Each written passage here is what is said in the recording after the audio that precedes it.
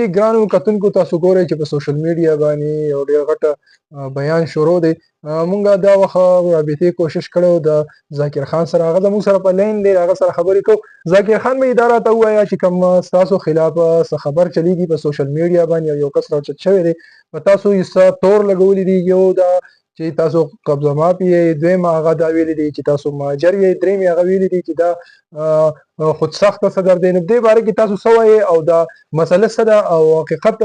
د خلکو ته لږ بیان کړئ او خپل مکمل تعارف هم وکړئ. الرحمن الرحیم. زه صدر ذاکر خان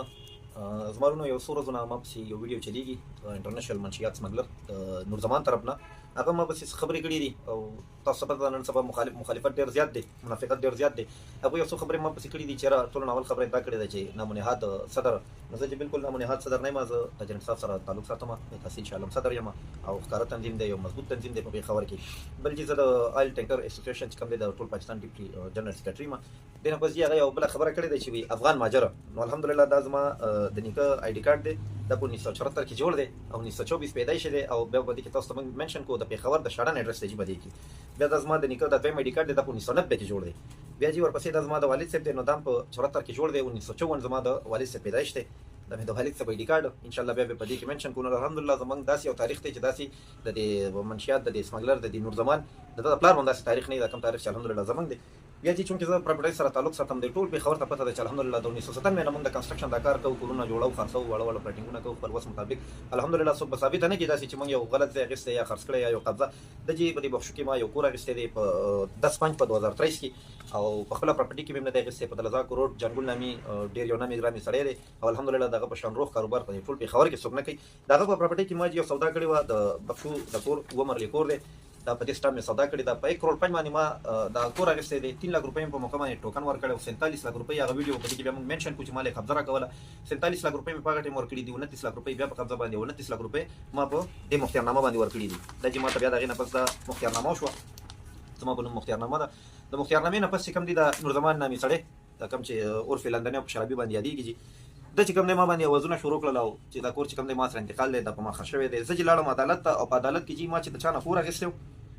او ورسره چا تا نش انتقال شوی او ورسره نور زمان په دې درېواړو باندې چې ما په عقد 2023 کې چې کوم دی ما هلته دعوه داخله کړه، ما عدالت کې کیس وکړو، ما ورته چې راشي چې ستاسو څه شی دي به دلته ثابت کړي، ځکه چې ته وایې که دا کور انتقال ټیک نه دی، راشه هلته ثابت کړو چې زه یې سړي نه خپل ټیک انتقال والم.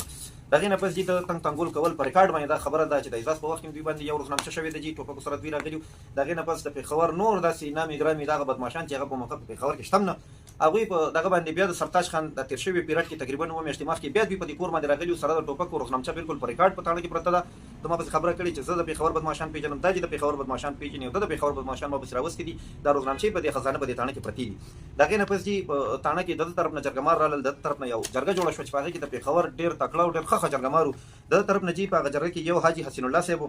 او یو چې کوم دی د طرف نه ملک صدیق چرمین او د پخه غلام نامي ګرامي سړی دی، بل چې محمد افتخار اجو، حاجي افتخار د بازید خیلو، دا هم چې د طرف نه، بل چې حاجي ملک شفیع دا چې د مندرخیلو دی، دغه بخشو دی، هغه هم چې د نور زمان د طرف نه، بل ورسره چې نیاز الله هغه هم چې د طرف نه، او زما د طرف نه چې دا د جرګې هغه اقرارنامه ده، په دې کې دا فریق اول ذاکر احمد، دویم چې کوم دی نور زمان، زما د طرف نه ملک انعام ایډوکیټ او هدایت چې دا زما طرف نه جرګه مارو. زموږ چې اقرارنامه وشوه چې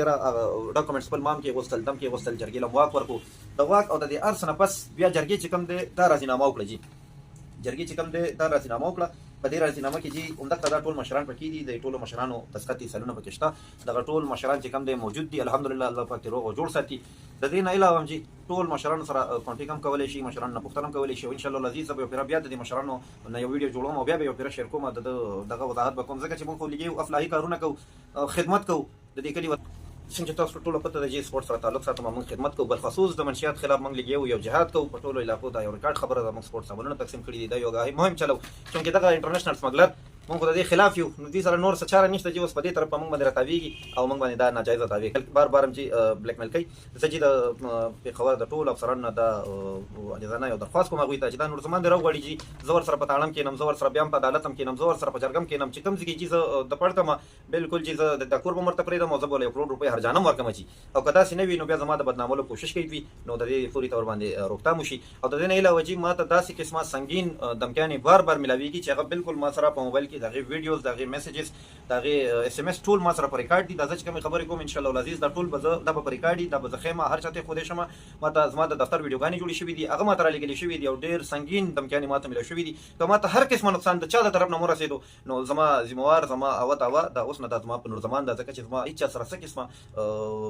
څه قسمه خبره تر نشته. دا نور زمان دی د داسې د بدمعشانو طرف نه مال دمکیانې راکړي چې هغه ډېر نامي ګرامي بدمعشان دي، هغه یو قبضه مافیا باندې یو قاتل او جرتیان دي، د هغوی طرف نه بار ما ته دمکیانې ملاویږي چې څه قسمه د هغوی طرف نه وشو چې زما او دا ټوله به د نور زمان باندې ده.